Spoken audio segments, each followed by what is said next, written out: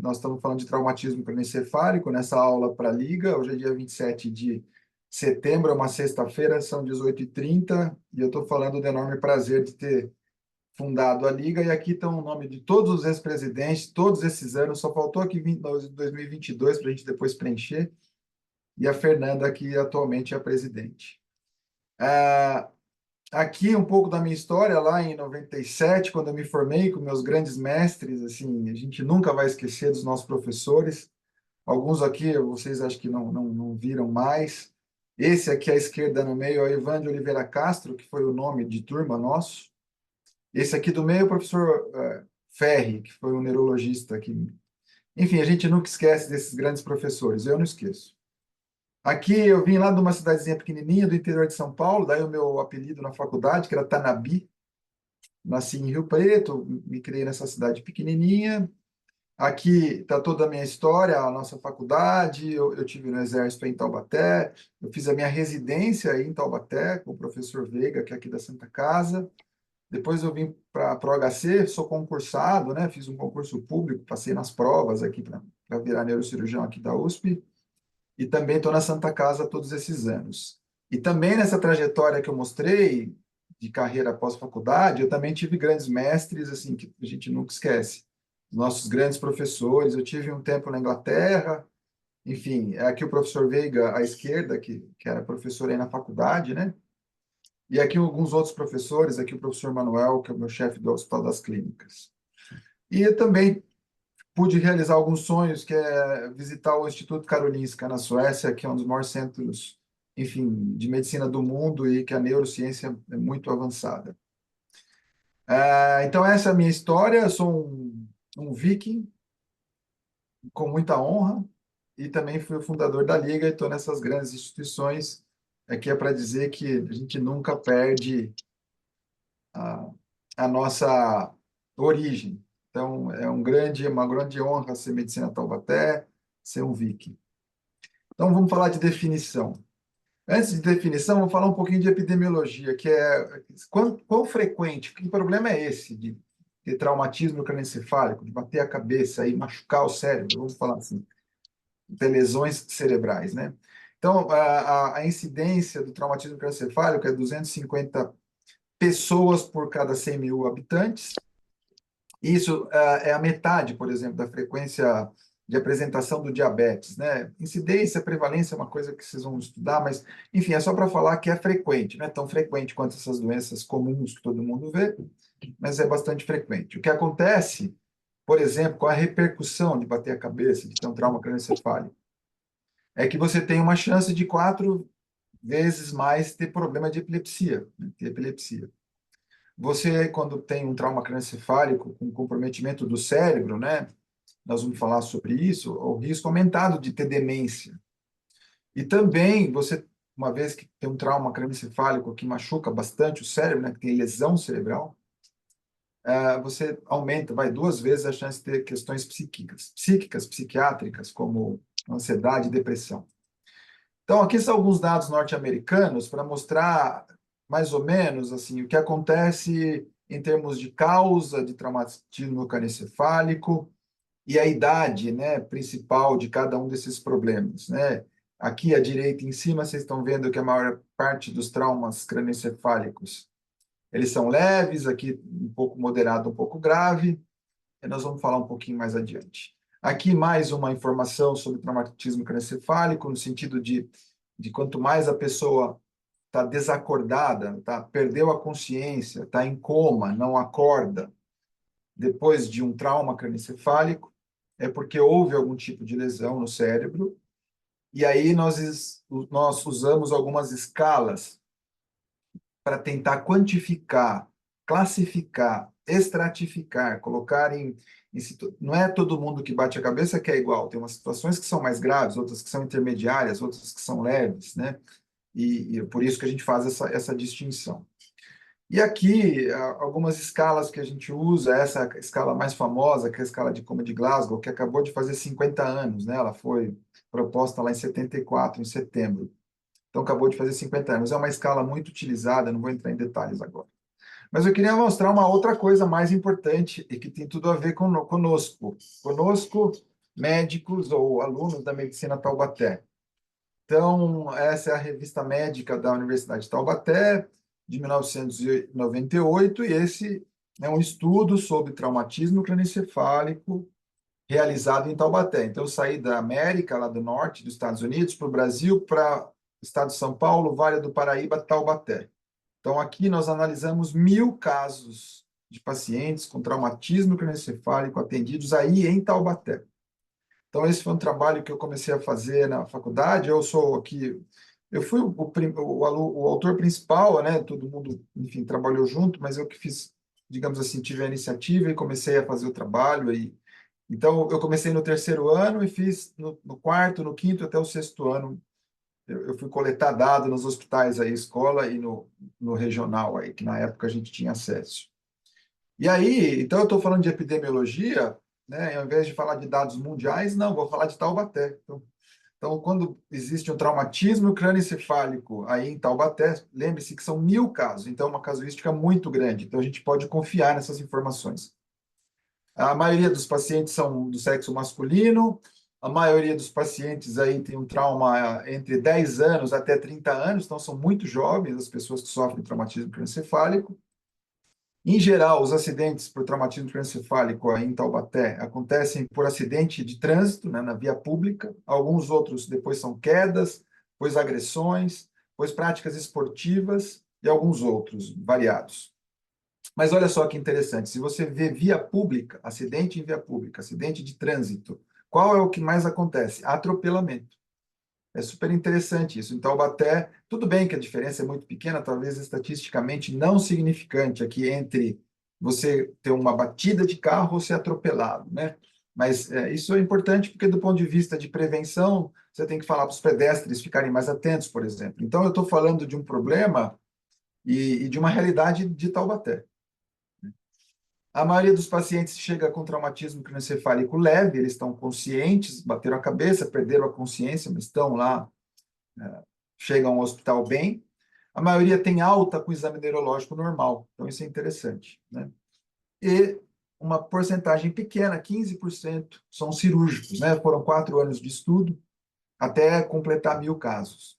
A importância disso é que a gente entende essa doença aí em Taubaté, você não é lendo, vai lendo num livro internacional, no Cécio, no Harrison, ou em qualquer livro de trauma, ah, você está sabendo que você está tratando de pessoas daí de Taubaté, é isso que você vai encontrar. Essa é a grande importância de você devolver para a cidade informações em que a cidade e as pessoas e os médicos podem saber lidar melhor. Então, estou muito feliz também de falar com a Liga e de ter feito esse trabalho e estar mostrando isso para vocês. Agora, qual que é a importância de a gente falar de uma lesão do cérebro, né? Veja, existe uma razão para ter mais problemas cerebrais, vamos falar assim, nos humanos, porque o nosso cérebro, do ponto de vista da forma dele, ele é muito peculiar. A parte da frente do cérebro é muito grande no humano, né? Embora você tenha cérebros do elefante, que pesa 5 quilos, enfim, o cérebro humano é muito menor, mas muito mais eficiente, porque tem uma telencefalização, que é a parte da frente do cérebro, vamos falar assim, maior. Essa é a grande diferença, embora nosso cérebro pareça bastante com o cérebro aqui dos chimpanzés, por exemplo.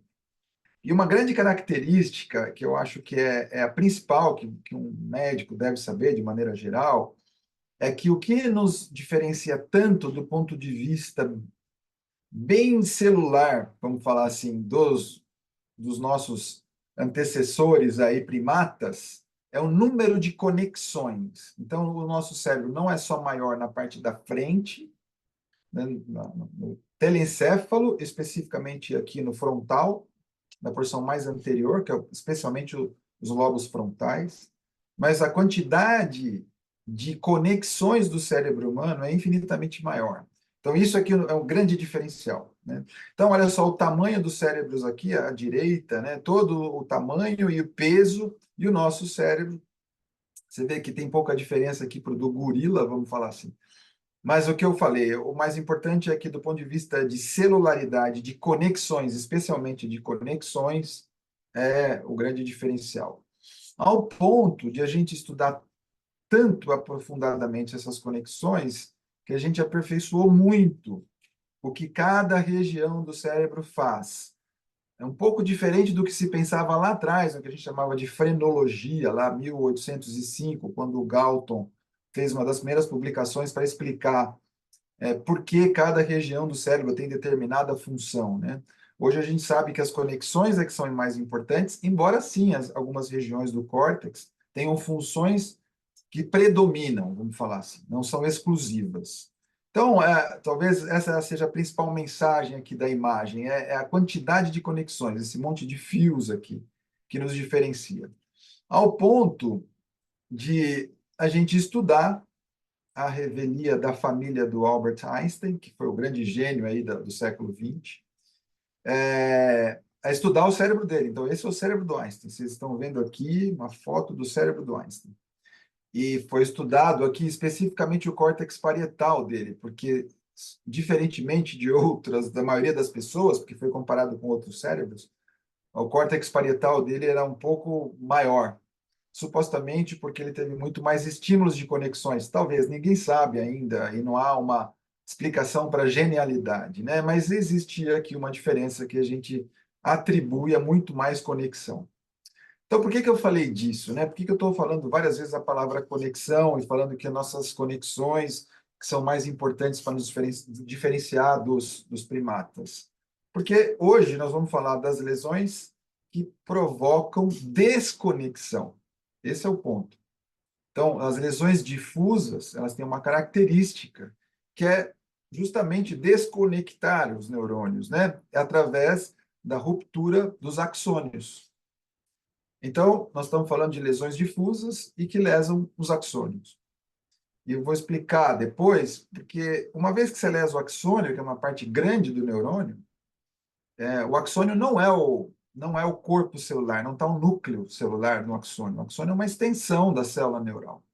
Importantíssima, porque é ela que nos dá essa característica humana de conexão. Mas o corpo celular, o núcleo, está dentro ali do neurônio, vamos falar assim, não do axônio. Mas uma vez que existe a ruptura do axônio, existe o que a gente chama de degeneração retrógrada. Significa que daquela lesão do axônio em direção ao núcleo vai havendo destruição da célula até que a destruição chega ao corpo celular, ao núcleo, e existe a morte celular. Então, embora a gente esteja falando especificamente de lesão da substância branca do cérebro, que está bem profundamente no cérebro, existe repercussão no córtex, porque o córtex ele é cinza, porque o corpo celular ele é mais escuro, porque ele é mais denso. Então, é por isso que a porção externa do cérebro é mais cinza, né? Aí cinza a gente pode ver lá, se vocês lembram da anatomia lá dos cadáveres, quando vê um cadáver, que não é bem cinza, né? Como se fosse um cor-de-rosa escuro, né? Um pouco mais escuro, assim, tendendo aí para o cinza. E a substância branca, um cor-de-rosa mais claro, vamos falar assim, mas mais para o branco, para o amarelo, assim, um sobretom. Então, veja, essas são as lesões cerebrais, existem as focais e as difusas, nós vamos falar, como eu falei, das difusas. Outra hora a gente pode falar das focais. Então, quando a gente fala de lesão difusa, a gente tem que lembrar disso, né, desta imagem, que nós estamos olhando para uma grande quantidade gigantesca, são 500 trilhões de conexões. Nós temos em torno de 100 bilhões a 200 bilhões de neurônios, num cérebro que pesa 1,5 kg, é uma gelatina lá que pesa 2% do peso corporal, tem 500 trilhões de conexões. Lembre-se que uma inteligência artificial do computador de última geração, agora, de 2018, pensa no melhor computador do mundo, ele é 10 mil vezes inferior. O nosso cérebro, para ter uma função básica, assim, meio de estar consciente, gasta 25 watts. É menos que uma luz dessa que a gente está vendo. E não precisa nem falar que um computador, para funcionar, precisa de 100 mil vezes mais eletricidade. Então, é incomparável a capacidade do nosso cérebro com as capacidades computacionais. Então, não se assustem com a inteligência artificial. Não estou falando que a gente tem que menosprezar, tem muita coisa para falar disso, mas a capacidade do nosso cérebro é ainda completamente incomparável. Então, nós vamos falar de traumatismo cranioencefálico. Como eu disse, vamos olhar um pouquinho mais detalhado o que é um traumatismo cranioencefálico, né? Que é bater a cabeça e lesar o cérebro. Veja o que eu falei, existem as lesões difusas e e as lesões focais, desculpa. Então, as lesões difusas e as lesões focais. As lesões difusas são assim, elas acometem o cérebro de maneira geral, mais na substância branca, mas todo o cérebro, pense em todo o cérebro. E as lesões focais, como o próprio nome diz, elas são mais localizadas. Existe uma região específica lá do cérebro que está mais machucada. Então, essa é a grande diferença, basicamente isso. Mas o que é interessante que vocês entendam é que essa classificação que eu estou falando de focal e difusa é meramente didática, porque na prática acontece lesão focal e difusa ao mesmo tempo. Então, isso que é o traumatismo cranioencefálico. Uma série de lesões do cérebro, de maneira geral, em que ele pode acontecer, dependendo da gravidade, de uma série de outros fatores em todo o cérebro, e, às vezes, numa região mais específica. Eu estou falando hoje das lesões difusas, que é importante que vocês saibam, aí sim eu posso dizer, entre esse mix de lesões, frequentemente elas são as mais comuns. Então é muito mais comum você ver lesão difusa junto com a focal. Então é muito mais comum a lesão difusa, embora elas sempre aconteçam concomitantemente. Às vezes predomina uma, às vezes predomina a outra. Digamos que nós aqui gostaríamos de estudar, eu vou falar isso mais à frente, aprofundadamente mais o lado esquerdo aqui dessas esferas, que são mais as lesões difusas, são o cérebro que sofreu lesão traumática, mas que sofreu predominantemente lesões difusas. Então, acho que, vamos lá, o foco hoje é aprofundar na lesão difusa. Então, se eu estou falando de aprofundar na lesão difusa, eu estou falando de lesão das conexões. Então, nós estamos falando de lesões das conexões. Então, por isso que eu trouxe a palavra conexão desde o começo, por isso que eu insisti na importância das conexões. Então, nós estamos falando de uma das coisas mais, digamos assim, graves para o ser humano, que é a lesão das suas conexões, né, em decorrência de um traumatismo. Então, quem mais estudou isso no mundo até hoje, vamos falar assim, o grande estudioso é esse professor neurocirurgião americano que chama Thomas Gennarelli. Está vivo ainda. Ele propôs várias classificações dessas lesões cerebrais traumáticas, especialmente das difusas, né? Então, ele dividiu aqui, ele fez uma estratificação das lesões de leve até uma lesão grave. Então, da lesão de concussão, não vou entrar em detalhes aqui, até a lesão axonal difusa, que é a lesão mais clássica das lesões difusas. Como eu falei, as lesões dos axônios. Então, nós vamos falar hoje, predominantemente, quando eu estou falando de lesão difusa, de lesão axonal difusa. Então, o que é uma lesão axonal difusa do ponto de vista clínico? São pessoas que têm um traumatismo cranioencefálico, que perdem a consciência.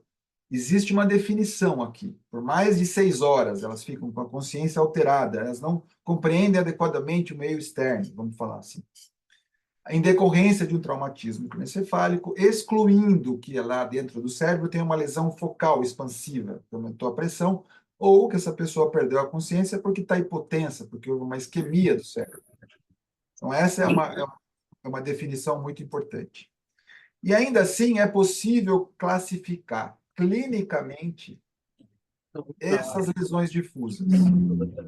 Então, por exemplo, as lesões difusas podem ser aqui ditas como lesões leves, em que são uma perda de consciência após um traumatismo cranioencefálico sem lesão focal, né? Portanto, por isso é difusa essa distinção, e que fica em coma entre 6 e 24 horas. Depois, um traumatismo cranioencefálico difuso aí, né, em que perdeu a consciência por mais de 24 horas e não tem postura patológica, mas a pessoa está em coma. Se você, digamos, tirar uma sedação, essas pessoas são sedadas para facilitar o tratamento, o manejo, a gente chama.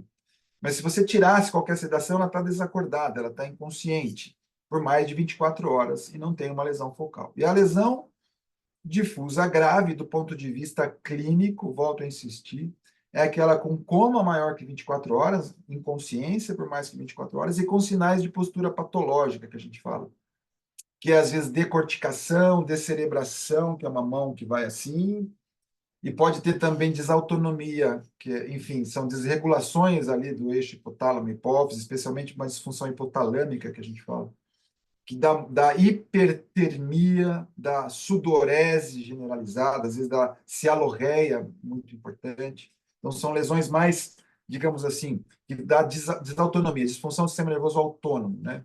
É bem curioso isso, importante. Então, se a gente falar, então, das lesões difusas, como eu falei, né, os estudos mostram de ressonância magnética que são as lesões mais comuns nas lesões traumáticas difusas, né?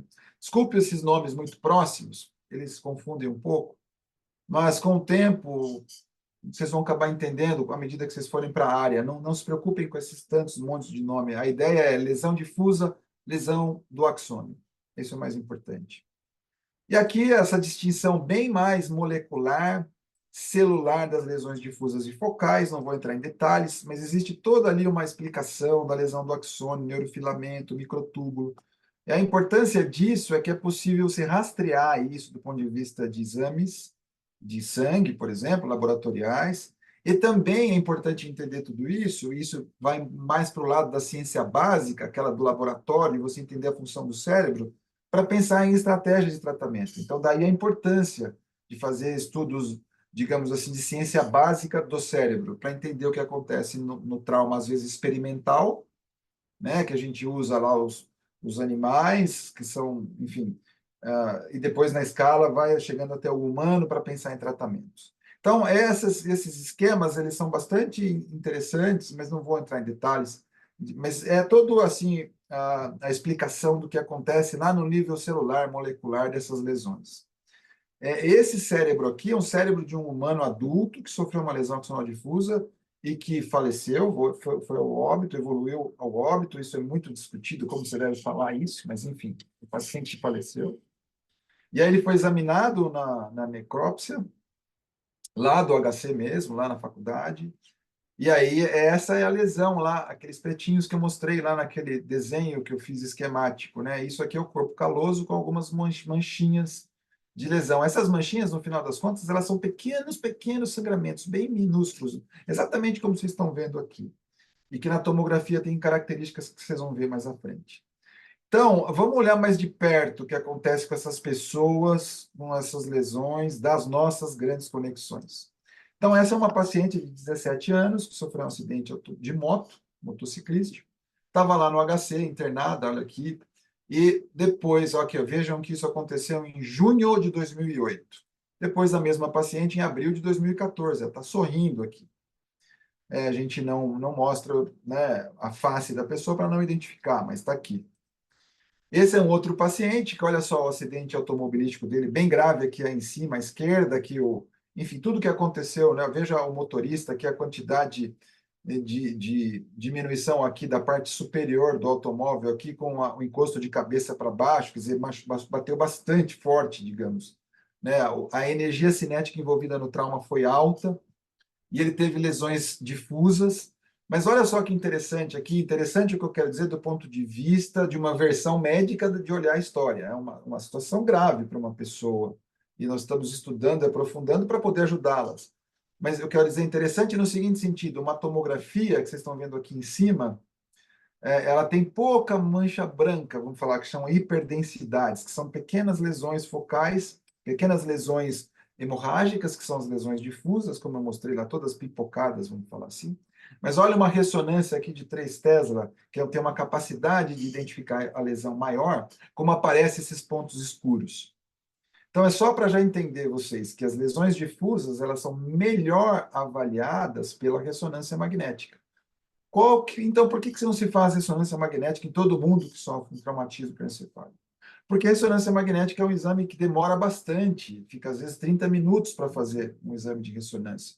E o paciente está entubado, às vezes ele tem problema hemodinâmico. Então, o ambiente de trauma, ele é um ambiente na fase aguda de emergência, é um ambiente de tomografia. Tomografia se faz menos de 1 minuto uma tomografia. Então, Você é capaz de falar que tem lesão axonal difusa pela clínica e pela uma tomografia que não tem sangue, muito sangue. E aí, olha só o que acontece, né? Como eu mostrei a mocinha lá no acidente. Olha aqui o rapaz depois de um tempo do acidente. Aqui é a mesma coisa. Vocês podem ver aqui em cima quase nada. Se vocês prestarem atenção nas ressonâncias aqui embaixo, tem algumas manchas ali. A gente chama aqui de hipossinal, é diferente, né? Na tomografia, densidade, aqui é sinal na ressonância. Aqui um outro paciente, mesma coisa aqui os pequenos pontos hemorrágicos, pequenos pontos hemorrágicos. Depois o paciente daqui a um tempo acordado lá, bem, enfim, bem melhor. Esse é um outro paciente que aqui vocês estão vendo os vasos do cérebro dele, e nós pedimos esses exames, porque logo depois do acidente ele estava inconsciente e ele se mexia muito bem do lado esquerdo, mas ele não mexia o lado direito do corpo. Então ele tinha na fase aguda, uma hemiplegia, ele não mexia nada do lado direito. Mas, à medida que ele foi acordando, todo confuso, ele começou a mexer um pouquinho, bem pouquinho. Então, nós pedimos os exames para ver se era um problema vascular, né? Se era uma lesão do vaso pelo trauma. Uma lesão isquêmica, pode ser, mas de origem traumática, né? E não era só uma lesão difusa mesmo, e ele recuperou completamente. Outro paciente com lesão aqui especificamente no corpo caloso, essa parte mais branca e hiperdensa, e daqui falando com a gente. Percebam que ele fez joia com a mão esquerda e o lado direito está um pouco diferente aqui. Então, ele tem uma hemiparesia. Aqui um outro paciente, aqui para mostrar um pouquinho de sangue dentro dos ventrículos. Então, isso aí, hiperdensidade. E aí, se você vê o corpo caloso aqui, também tem lesão no corpo caloso. Esse é um exame de PET, um PET scan, né? É um PET, o SPECT cerebral, um PET, em que a gente vê especificamente o metabolismo do córtex. Mas por que o metabolismo do córtex se eu estou falando de lesão do axônio? E o córtex eu falei que é o corpo celular. Justamente porque, como eu falei, à medida que lesa o axônio, degeneração retrógrada, morre o corpo celular no córtex. Então, você vê indiretamente o grau de lesão da axonal difusa com o PET, por exemplo, no cérebro. Aqui, olha só quanto sinal que a gente chama hipossinal, aqui é SWI, essa sequência de ressonância, próximo do corpo caloso aqui. Vocês podem ver um afilamento do corpo caloso. E olha só a tomografia, como tinha pequenas alterações. Então, isso é bem típico da lesão axonal difusa. Outra coisa, tudo isso que eu estou mostrando para vocês, faltou falar, super importante. São casos nossos, reais, do HC. Então, todas as imagens que eu estou mostrando não são nada de literatura. É tudo de caso nosso que eu acompanhei no Hospital das Clínicas. Esse é um estudo que...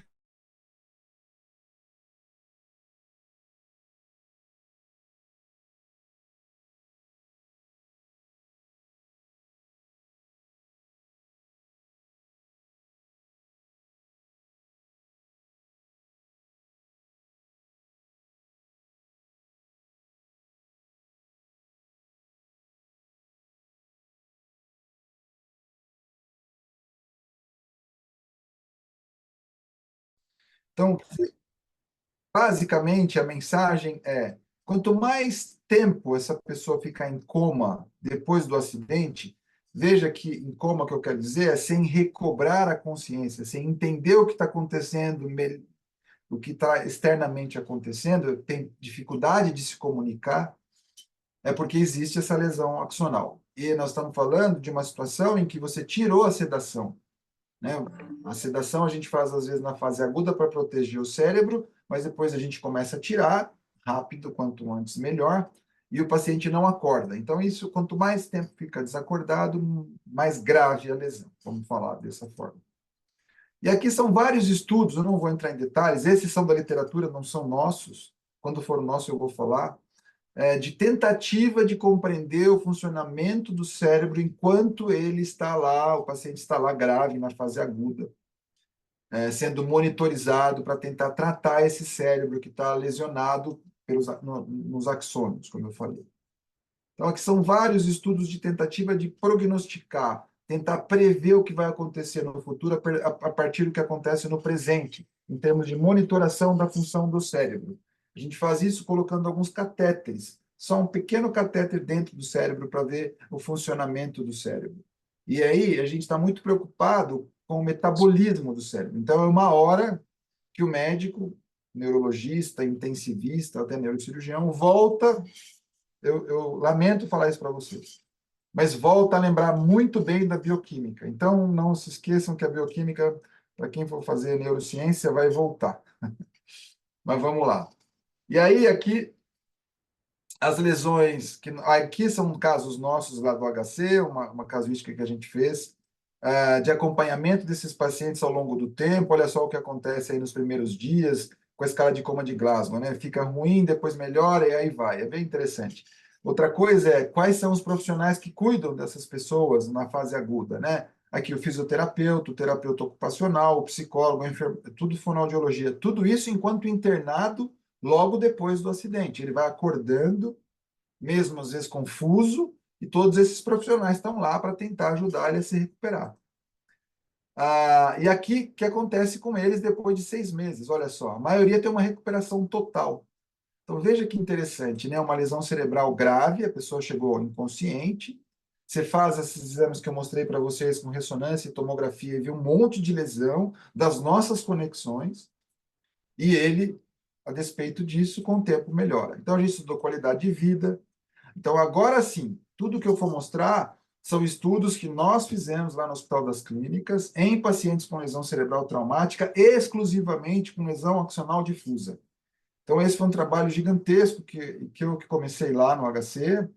Isso gerou, aí são mais de 12 anos de estudo, isso gerou 10 teses de pós-graduação lato sensu, que a gente fala, são 6 doutorados e 4 mestrados de várias áreas da medicina, muito mais radiologista, fonoaudiólogo, fisioterapeuta, psicólogos, que estão fazendo vários estudos de doutorado só com esses dados que a gente fez, que é pegar esses pacientes aí que eu mostrei, acompanhar eles depois que eles saem do hospital durante um tempo. Esse estudo, todo esse que eu estou mostrando, nós acompanhamos muito, mas muito, muito, muito de perto esses pacientes no primeiro ano depois do dia do trauma até 12 meses. Então, ele ficava no hospital um tempo internado até ter alta, tinha alta, voltava no ambulatório, em geral com 2 meses do dia do acidente. Com 3 meses ele fazia uma ressonância, com 6 meses ele fazia outra ressonância, com 12 meses ele fazia outra ressonância. E a gente comparou as ressonâncias ao longo do tempo, nesse período, fazendo uma série de avaliações neuropsicológicas para ver como é que evolui a função do cérebro durante esse período. Então, aqui a gente viu a fluência verbal desses pacientes, depois aqui a gente viu uma série de lesões, de comportamentos da função frontal, basicamente, função executiva. Aqui a gente viu o que acontece com coma, quanto acorda, o que acontece, enfim, durante essa fase aguda, bastante em detalhes. Depois, aqui, essa é uma das revistas mais famosas da área, que é a Brain Injury. A gente viu tudo o que acontece com esses pacientes do ponto de vista das lesões por ressonância magnética. Foi uma publicação muito importante que a gente fez. Aqui é a função elétrica cerebral, né? Identificada às vezes por eletroencefalograma, ou a gente também fez estimulação magnética transcraniana para ver como é que esses pacientes reagem, para ver se a gente consegue acelerar a recuperação deles. Aqui é para mostrar lá as tratografias, né? São as lesões dos axônios na tratografia dos nossos pacientes, para ver se existe uma correlação entre um problema de função e a ressonância. Bom, aqui é outro estudo nosso, tudo estudo nosso aqui. Também tudo nosso aqui, também. Aqui, esse é o último nosso que eu ia mostrar. Bom, aqui, agora eu vou falar um pouquinho de tratamento. O que você pode fazer, então, enquanto esses pacientes estão lá sofrendo com essas lesões do cérebro? Existe uma série de alternativas, né, para você tratá-los. E aqui uma série de formas de fazer isso. Uma delas é tentar fazer hipotermia, é abaixar a temperatura do corpo para ver se o cérebro se recupera melhor, para ver se o metabolismo diminui. Uma das piores lesões do cérebro são as lesões de hipertermia. Então, aumenta a temperatura do cérebro, lá dentro mesmo é péssimo para o cérebro, péssimo. Por isso que se pensa em fazer hipotermia. Mas os estudos com hipotermia mostram que não funciona como a gente esperava. Aqui uma droga, um remédio, a amantadina, uma medicação publicada no New England, também não funciona como a gente esperava. Aqui a progesterona, também não funciona como a gente esperava. Tem vários estudos com a progesterona. Aqui é mais uma medicação que eu usou o Zolpidem para ver se a gente consegue trazer melhora para o cérebro. O que está parecendo que talvez traga alguma melhora agora, do ponto de vista de remédios, de medicação, são os beta-bloqueadores, por incrível que pareça, umas medicações super antigas, super baratas, mas que está começando, nós não temos certeza, mas parece que eles são sim uma ótima opção de tratamento dos pacientes com lesão cerebral traumática grave. Então, para finalizar e deixar um tempo para a gente discutir, são as conclusões. Olha só, a conclusão é bem simples, que é, quando existe uma lesão cerebral difusa, os axônios morrem. E à medida que os axônios morrem, eles matam lá o corpo celular e o cérebro, depois desse acidente, ele diminui de volume. Evidentemente, do ponto de vista do acompanhamento ao longo de um ano, o cérebro diminui. Mas olha só o que acontece com a função neurológica em vermelho. Ela melhora. Então, veja, o cérebro perdeu célula, morreu as conexões, que são as coisas mais importantes que nós temos, e os pacientes melhoram e não tem muito tratamento para fazer. O que, que é isso que eu estou falando? Chama plasticidade, neuroplasticidade, a capacidade do cérebro reagir, de as células vivas do lado das lesadas trabalharem uma pela outra e conseguirem recuperar. Então, isso é o brilhantismo do nosso cérebro. Estou mostrando aqui casos absolutamente reais que nós acompanhamos, fizemos todos esses exames que eu falei, para mostrar que é isso. O cérebro diminui, então ele se machuca bem e fica com sequelas, vamos falar assim, no sentido celular, perde volume, mas ele melhora a função. Então, nós provamos com esses estudos aí de tantos anos que o cérebro tem uma excelente plasticidade. Essas pessoas não ficam, aí é uma outra questão, tão perfeitas quanto eram antes, mas elas podiam morrer, ou podiam estar completamente desconectadas e nunca mais voltar. Claro que existem esses casos, mas a maioria deles, eu estou trazendo aqui o principal, o maior, é uma boa recuperação. E a qualidade de vida, como é um ajuste mais fino do dia a dia, é o que eu falei, ela permanece estável. Significa que as pessoas voltam a fazer muito do que faziam, mas não voltam exatamente como era antes. E elas percebem isso, então elas sofrem um pouco mais. Né? Aí tem todas aquelas questões que eu mostrei lá no começo, que são as complicações de lidar com esses problemas no longo prazo. Então é isso, esse é o último slide. Estou aberto à discussão e muito feliz de mostrar para vocês tudo isso. Doutor, eu fiquei com uma dúvida. Sim, Você falou que os beta-bloqueadores, eles hoje em dia são os melhores, né, no tratamento, mas o que que vocês utilizam no dia a dia? Por exemplo, qual que é melhor? Depende da situação. tá, boa pergunta.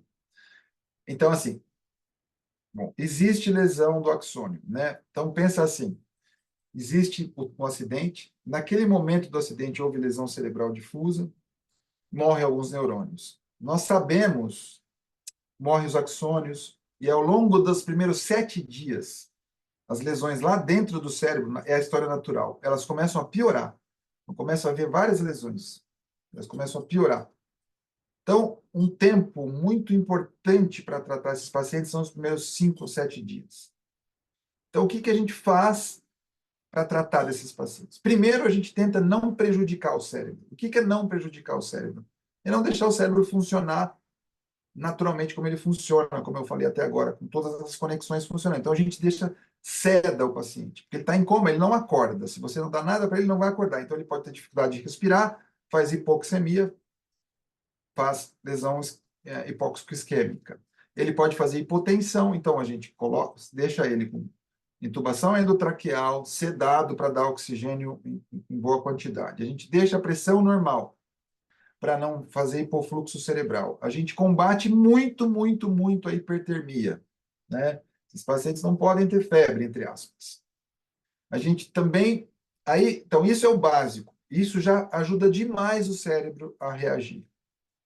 E aí, a partir deste momento em que eu dou todas as condições para o cérebro reagir naturalmente, eu começo a pensar em medicações para melhorar ainda mais a recuperação do cérebro. E aí que tem todos esses testes que eu falei, a tentativa de fazer hipotermia, que não é medicação, mas é um meio físico. E aí as medicações, em que nenhuma funciona como deveria. Então, não existe alguma coisa categórica, dá isso que melhora. O que parece, essa é a mensagem, parece que os beta-bloqueadores têm um efeito benéfico, mas isso não é categórico. tem um trauma, tem que dar beta-bloqueador. Não, são estudos clínicos. Tem que passar para o dia a dia. Então, essa é uma opção. O que nós fazemos, que é importante? Nós estamos com o eletroencefalograma funcionando enquanto ele está em coma. Se ele tem uma crise epilética eletroencefalográfica, nós damos um antiepilético, aí uma fenitoína, por exemplo, né? Nós tratamos sintomas. Então, nós não tem uma medicação que reverta essas lesões cerebrais enquanto elas acontecem por si só. Não sei se eu expliquei bem. Então, é isso que nós fazemos. Outra coisa que a gente pode fazer, se existem sinais de tomografia para nos dizer se precisa ou não, são sinais que a gente chama de indiretos de aumento da pressão intracraniana, mesmo nas lesões difusas. E aí a gente coloca um catéter dentro do ventrículo para drenar líquor e diminuir a pressão. É possível analisar o líquor e ver se tem alguma lesão, vamos falar assim, oxidativa acontecendo e tentar fazer medicações. Mas basicamente é isso, nós não temos muito o que fazer do ponto de vista de remédio para reverter. É dar condições para o cérebro sozinho reagir. É isso. Entendi, doutor. Obrigada. Acho que tem dúvida no chat também. Opa, deixa eu ver aqui, deixa eu ver se eu abro o chat.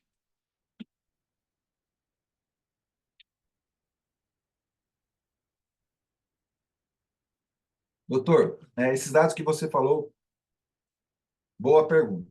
Para as lesões extradurais quanto subdurais? Aqui eu estou só falando extradural fora da dura mater. Portanto, pode estar dentro do crânio, mas fora da dura mater.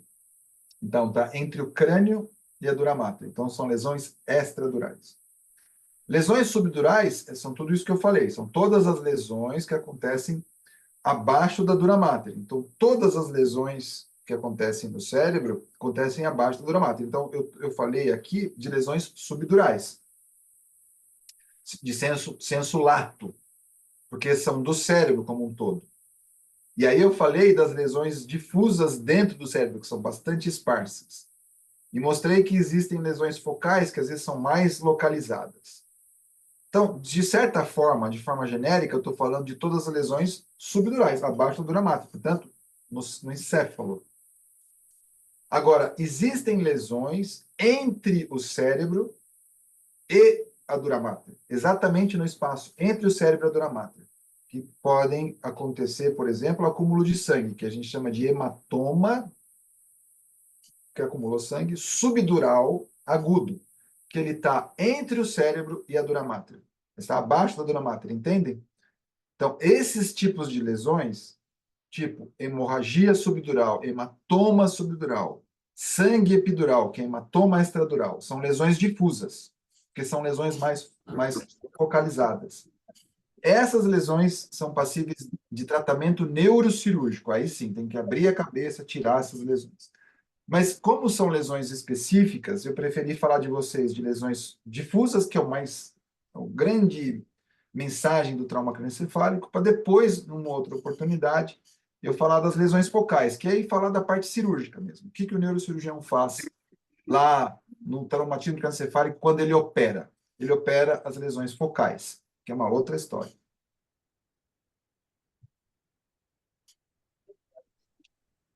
Doutora, eu tenho uma pergunta também. Sim. Tem alguma diferença entre a gravidade da lesão focal e da difusa? Depende de algum mecanismo de trauma ou de algum outro fator? Boa pergunta. Eu vou colocar um slide. Ótima pergunta. Quer ver? Tem um slide aqui que responde isso. Eu acho que é esse aqui. Aqui mais para cá. Espera aí. Que é o Genarelli. Aqui. Então, ó, o Genarelli, lá, aquele que eu falei, ele fez essa pergunta, né? Qual é a diferença entre as lesões focais e as lesões difusas? Quais são as mais graves? As lesões, olha só, as lesões mais graves que põe o paciente logo depois que ele tem um acidente, sobrevive e vai para o hospital, são as lesões focais, que ela pode colocar esse paciente em risco imediato à vida.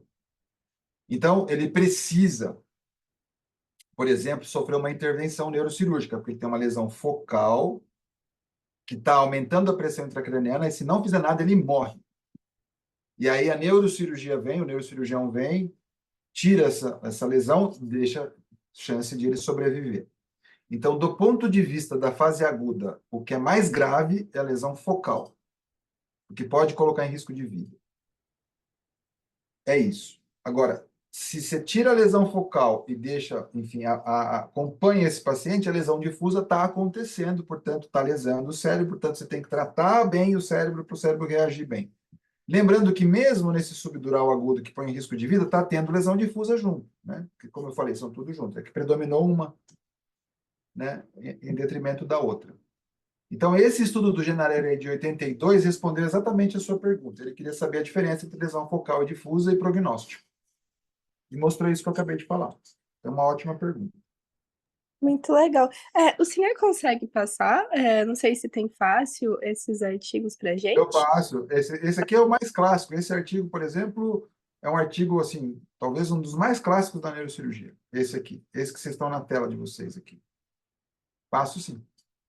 Eu ia até pedir também o que você fez no começo da faculdade, que você estava contando.